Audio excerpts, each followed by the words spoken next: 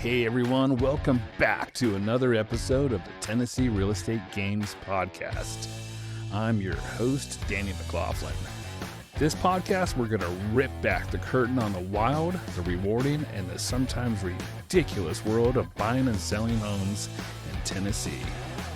Every week, my episodes will dive into the real-life realtors, the highs, the heartbreaks, and the hilarious. We will tell you about what to avoid and the lessons we learned the hard way. In these episodes, we will pepper in some tips, tricks, and really cool strategies to help you level up your business. I really want to help encourage new real estate agents, and heck, maybe even some that are burned out. If you're ready, then buckle up. This is the Tennessee Real Estate Game. Good morning, Tennessee. Hope everybody's doing great. Thanks for coming back and checking out my podcast. Really appreciate you guys. Today I've got a great topic we're going to talk about, and I'm going to title it Relationships Over Commissions.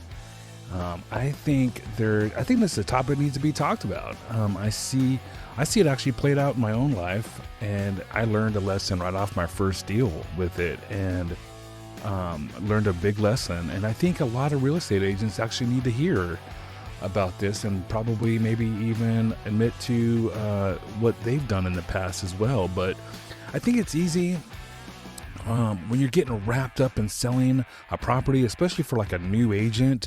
You're super excited, you're pumped, you come dressed to the party in your best outfit and got your biggest smile on and everything's going great. And you're going to list this property and you're super excited about the commission that you're going to make and da-da-da-da-da. It's your first deal. And that becomes the focus. And I think that's where we start to go down a slippery slope where are we in it just for the money, or are we in it for our clients? Are we really in it for our clients?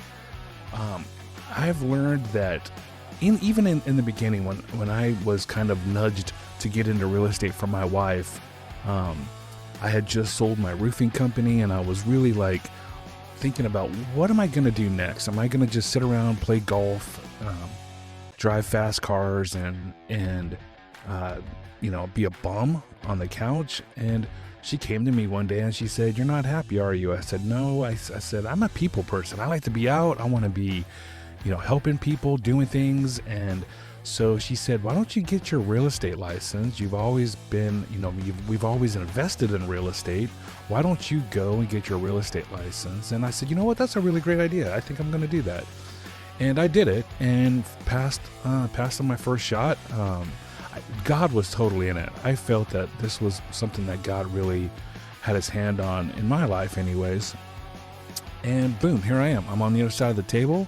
I'm a local Franklin, Tennessee real estate agent now, and I'm trying to help other agents and things like that from experiences that I've had in the past, being a CEO of a roofing company and multiple other businesses and companies. But my goal was I knew it was all about building relationships. I knew that. And I think that you just get overexcited. I'm not saying anything bad about any agents that might do this, but sometimes we need to kind of like take ourselves out of the equation. And I think if we can focus on that, I think we can get hyper laser focused on what's best for our clients. And I think that's the most important thing. So I wanted to talk about, those struggles as an agent. There was things like, after my first listing, after the closing, we had a successful closing. Everything went great. We sold the house within 24 hours. It went over ask. Everything was great. We had great buyers, had a great buyer's agent. Everything was fantastic. We closed the deal. My client actually moves out of state. So I didn't say anything to her for maybe 3 or 4 weeks. And then I started feeling bad. I was like, wow, I haven't talked to her in a while. I need to check in to see how she's doing. And there I was, my own self, going down this slippery slope of what do I do now? How do I do that? I'm busy. I'm working these other deals now. And I think us as agents, we need to focus on, not just our current clients and clients that that are starting to come down the pipeline, but the ones that are in the past that closed, right? I think those are the ones that speak volume. It's a lot of agents, and she left me a great review. Don't get me wrong. We have a great relationship. Her husband is phenomenal. I love that guy. And we've got a great relationship, and it's just life gets busy and we get sidetracked on, they kind of fall off the radar. And so I'm here to encourage you guys, encourage myself too, every day to make sure I'm following up with my past clients that I've closed deals on and make sure they know I still love and care about them. And I really want to be involved in their lives and know what they're doing. And it's exciting. See, it's exciting to hear about it and know, what they're moved on to and things like that. The new journeys that they're on. It's also important, guys, because it's a huge revenue of referrals, right? Like, we want them to continue to sing praises about our services and what we did for them, and they can refer their friends and family, neighbors, whatever.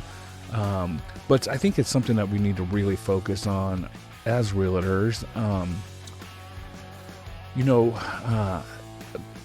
There's a lot to learn about just that one topic, really. We can sit here and talk all day about this one topic, and what I'll do is I'll bring some agents in and we'll kind of revisit this topic. But I wanted to just share that with you guys this morning. And I think that in saying that, it actually brings a scripture to mind. Let me, Philippians 2:3-4 says, Do nothing out of selfish ambition or vain conceit, rather in humility, value others above yourselves, not looking to your own interest, but each of you to interest of the others. Y'all, that's not just a Sunday verse. That's a serious business principle right there. If you walk into a listing appointment with that attitude, you'll walk out with a client for life, maybe even a friend, maybe even kingdom opportunity.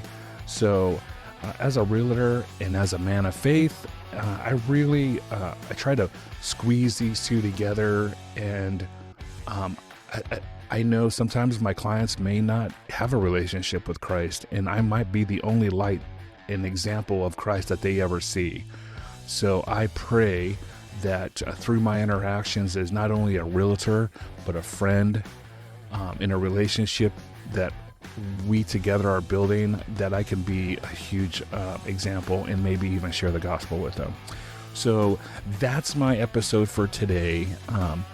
It's important. It's a very important topic. I learned the lesson myself. So relationships over commissions. We have to always, always, always keep our clients' best interest in heart on every deal, before, during, and after every transaction. So I hope that encouraged you guys. If you have any comments, I would love to hear about them. Reach out to me. All my contact information is out there all over the internet. You can follow me everywhere. Ask you to please subscribe to my podcast. I'm releasing new content on here weekly. I also have a YouTube channel where I talk about mornings on the MLS is what it's called. And I talk about certain listings that are on the market, unique properties, and just kind of cover all kinds of stuff. So you guys can follow me there too. I would love it. And hope you guys have a great day. And remember, we are always better together. Have a great day.